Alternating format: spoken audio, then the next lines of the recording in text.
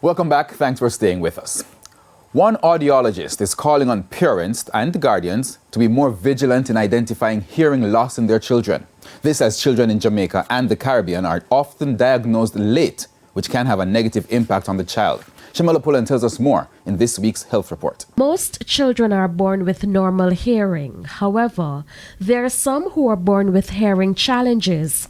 But audiologist Dr. Charlene Modest says the challenge in Jamaica and the Caribbean is that newborn hearing screening is not universal, and so a lot of children are diagnosed late.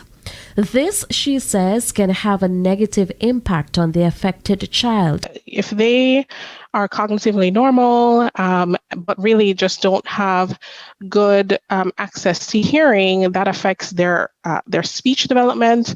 That can affect their self-esteem. It affects their ability to learn and pay attention in certain environments.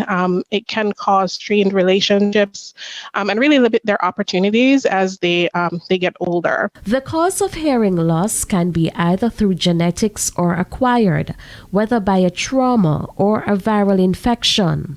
Here's how you can identify hearing loss early.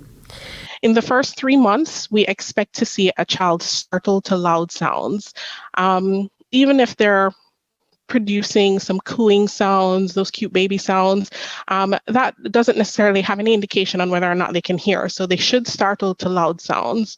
By about 6 months or so, they really should be turning their head in the direction of sounds or loud sounds, as well as even responding to their name, because a child's receptive skills or what they can understand is more advanced than their expressive skills or the sounds that they can produce. The treatment often depends on the degree of the hearing loss and the reason for it. There can be at least an assessment if there's any physical blockage in the ear, right? Because that may be a matter of wax removal. And that's not to say that wax is the most common reason to see hearing loss in a child. It's actually not.